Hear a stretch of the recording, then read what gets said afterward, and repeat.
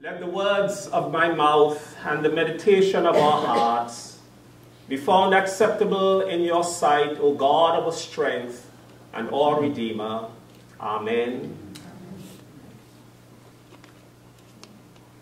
A man with two sons. The story of the prodigal son, as it is called, is one of three stories or parables found in the 15th chapter of the Gospel according to St. Luke.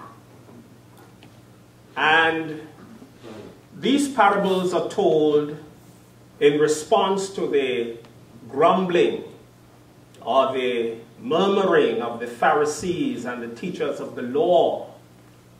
They were grumbling because Jesus was receiving sinners and eating with them. They were being very critical of Jesus.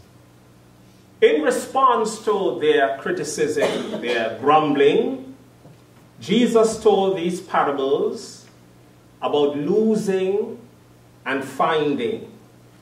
The parable of the lost coin, the parable of the lost sheep, and today's parable, the parable of the lost son. These well-known parables are about losing and finding and are used in the 15th chapter of the Gospel according to Luke to illustrate God's love for the lost, God's love for sinners, and what God would do, the lengths to which God would go in order to redeem or restore sinners or the lost. In today's parable, Jesus tells of a man who had two sons. And these sons, we can say, were as different as sons can be. Yet, their father loved them both. And so, my sisters and brothers, with all our differences as human beings, it is good news to know that God loves us all the same way. Even though we may not all be the same, God's love for us is nevertheless the same. Two brothers who were very, very different. One son left home and returned. He strayed, but he came back. The other son never left home. He stayed. But by the end of the parable, he was so angry that it appears as though he remained an outsider. I'm always curious to know whatever happened in the end. Did he eventually go in and celebrate with the rest of the family the fact that his brother who was lost was found, his brother who was dead was alive, that he had come back home? Basically, what Jesus is pointing to in this parable is that God's love reaches out to restore the lost, and that Jesus was on a rescue mission to save sinners. That is what this and the other parables are trying to show. That Jesus came on an SOS mission. A mission to save the souls of sinners and outcasts. The parable of the prodigal son traces the experiences of an individual from rebellion to restoration. In the parable, we see rebellion. The son asks for his inheritance, the younger son. He sells what was given to him, gathers what belonged to him, and took a journey into a far country. There he lost everything. He sank to the depths of shame and degradation. The story says he squandered his wealth in wild living, reckless living, according to the translation we read today. With his money gone, his friends gone, the younger son ended up in a pigsty, feeding pigs. He was in a deplorable state. This is a position in which individuals might find themselves when they sin or rebel against God. This is the state of those who turn their back on God. They end up in a deplorable state. In that far country of rebellion, the younger son lost more than money. He lost his dignity. He lost himself. In this parable, we see realization. This began when the younger son came to himself, or came to his senses, as Luke puts it. Now, this is a very striking term used by the author of the Gospel according to St. Luke, whom it is believed was a physician. So it might be a medical term, which means to wake up after one has been out for some time. Say, the kind of situation that one might experience before a surgery. So this is what this term means. He came to himself. He came to his senses. He woke up and realized that he was not where he should have been. This term describes the awareness that causes individuals to acknowledge the reality of their situation and do something about it. One thing the younger son realized was that it was much better in his father's house than in the place he was, than in that far country. In the father's house, there was no lack. There was abundant supply, enough and to spare.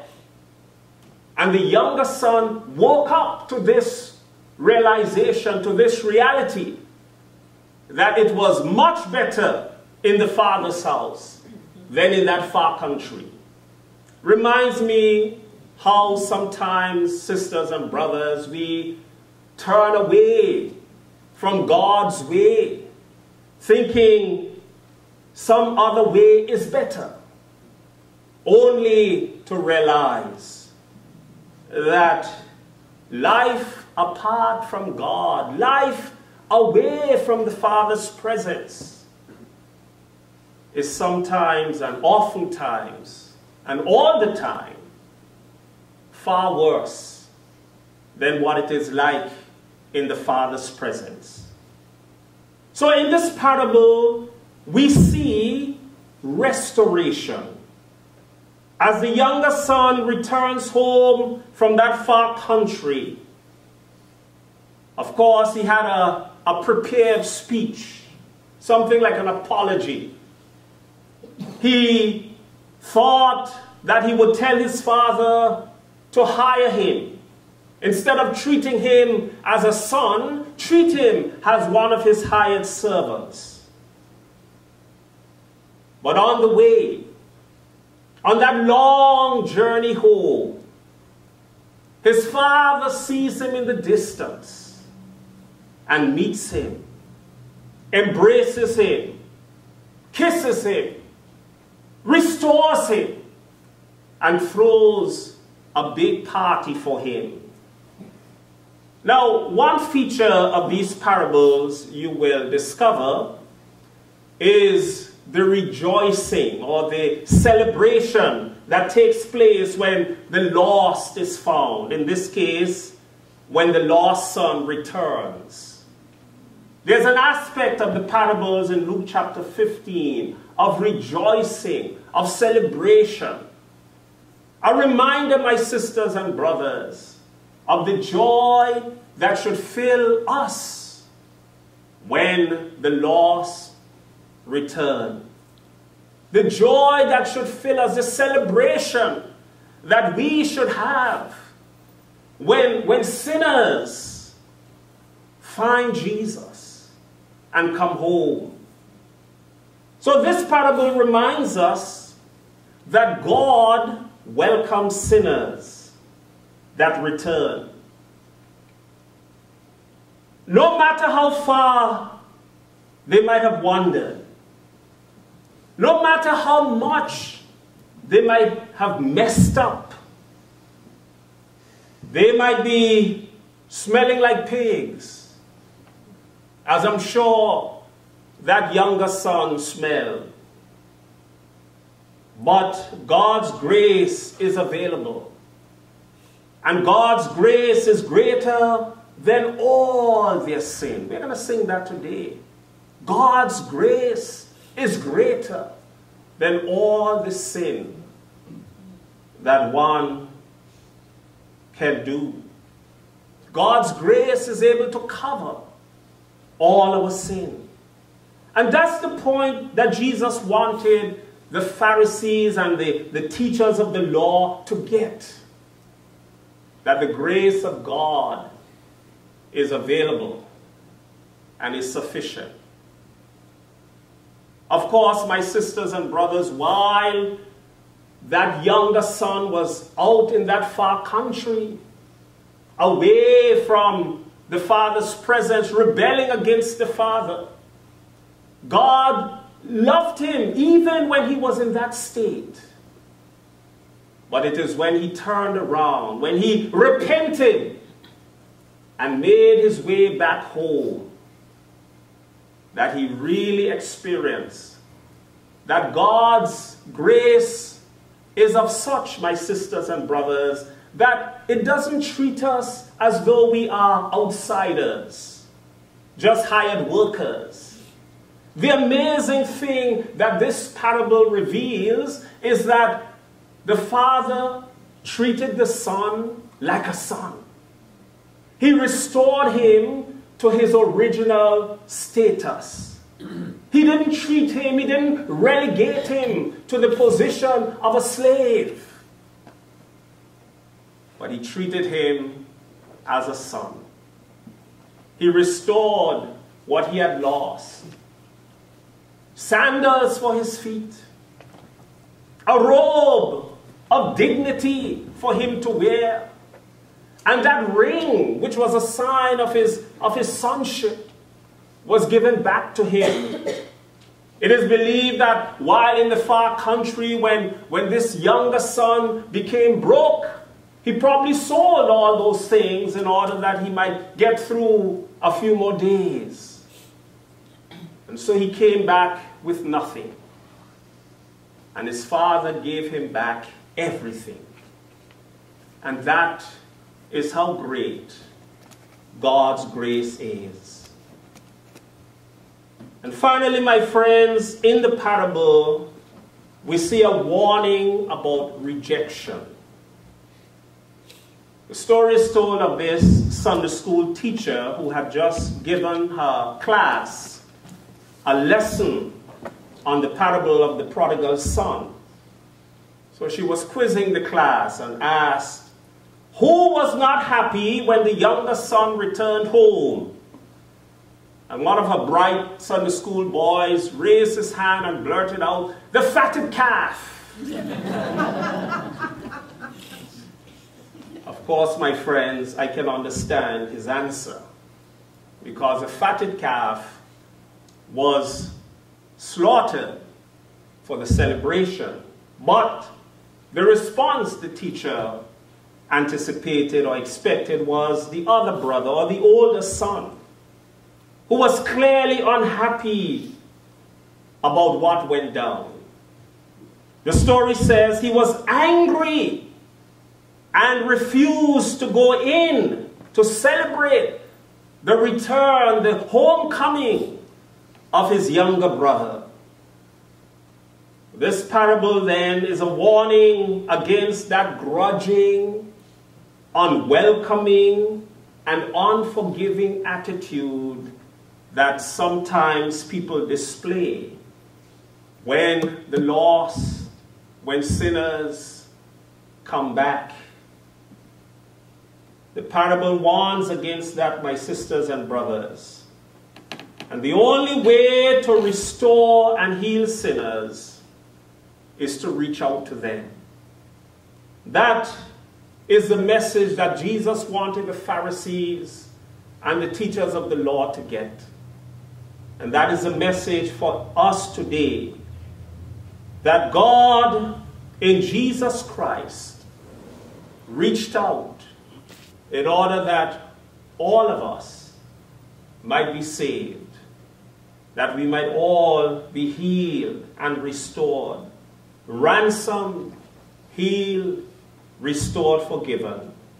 Christ came so that in him sinners can be forgiven, sinners can be restored. And I say today, thanks be to God for that immeasurable gift that God has given us in Christ Jesus, that through the life of Christ, we can all have life forevermore. Through his death, we can all be cleansed and washed from our sins. So let us not have the attitude of the older brother, but let us, like the Father, reach out and welcome sinners so that they too might experience that joy and that life that God has in store for all of us. In the name of the Father, Son, and Holy Spirit. Amen.